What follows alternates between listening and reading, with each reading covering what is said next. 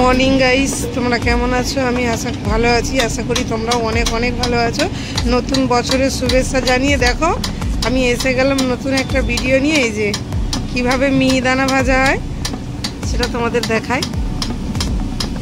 ব্যাটারটা এইভাবে দিয়ে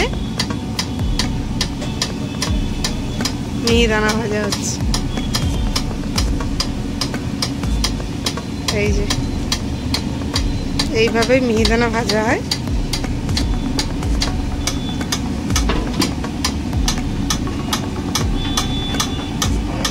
এইভাবেই কিন্তু মিহিদানা ভাজা হয়। তোমরাও এভাবে বাড়িতে ভেজে নেবে, ঠিক আছে? যেভাবে আমাদের মিস্ত্রিটা ভাজছে।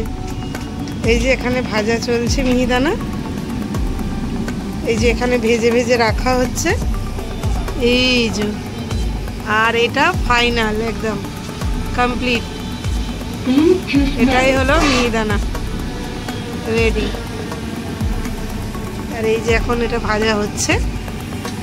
এই যে এখানে শেষ হয়ে গেছে ভাজা। এখন কিভাবে তোলা হবে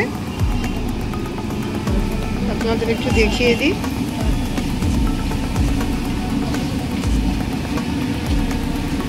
এই যে যে ভাজছে একটু তাকেও দেখিয়ে দিই।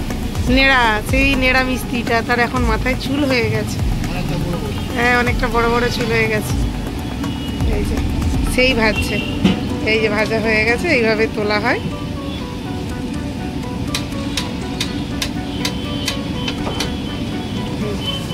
তুলে এখন ওখানে রাখা হচ্ছে।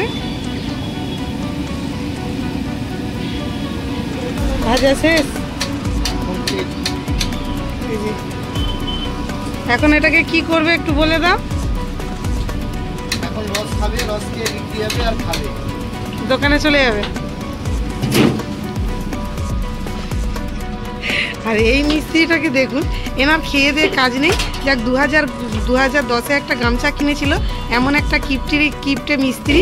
এই যে আবার এই 1 জানুয়ারিতে একটা নতুন গামছা কিনে দিয়েছে। যাই হোক, তোমরাও এইভাবেই টাকা বাঁচাতে পারো। এই যে এখানে মিহিদানা ভাজা হয়ে গেছে। আবার গামছার দাম নাকি তার 13 টাকা। যাই হোক, আমাদের এটা দেখায়। এই যে এটাই মিহিদানার ফাইনাল লুক।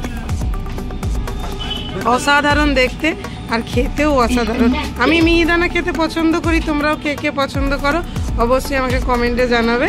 আর ভিডিওটা যদি ভালো লেগে থাকে অবশ্যই সাবস্ক্রাইব করে আমার পাশে থাকবে। Thank you. দেখা হচ্ছে নেক্সট ভিডিওতে।